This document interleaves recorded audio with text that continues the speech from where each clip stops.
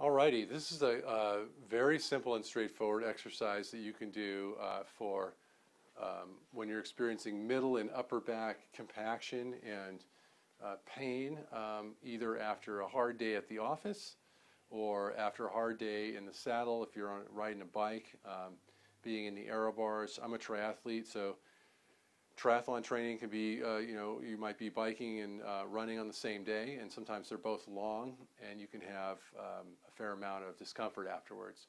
And this is really something that's effective for that. Also, I found it for almost any kind of upper back pain.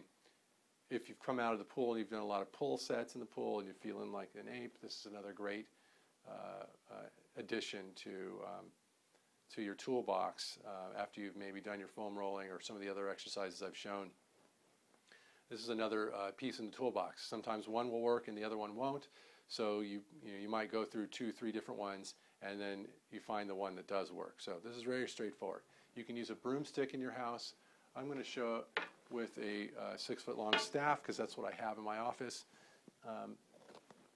You can use a 4-foot-long staff. I usually, I have two. Both of them work. If you're taller, the bigger one's easier to use. You can also use a barbell. So barbell is, this is really a simulated overhead squats, what it is, without weight.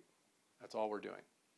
And because that form forces you into extension of your arms and your spine, and then you move through range of motion with your legs, it's going to actually rebalance the vertical musculature of your trunk.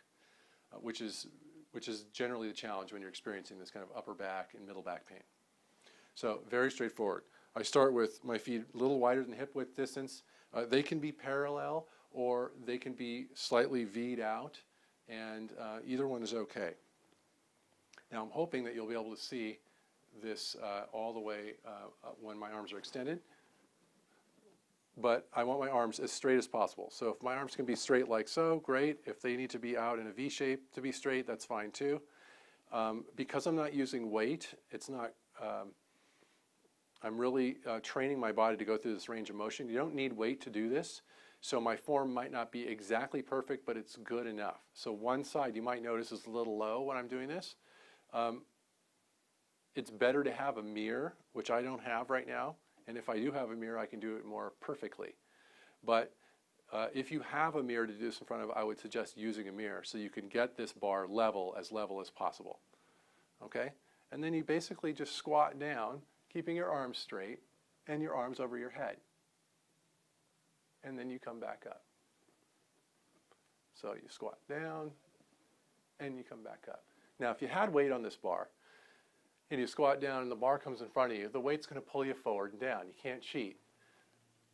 If you have weight on the bar and you put it too far back, you're going to fall backwards. You can't cheat. So your feet have to stay flat on the ground and level. Okay? And I do a set of 3 of those. Usually 3 takes care of it. Give it a try.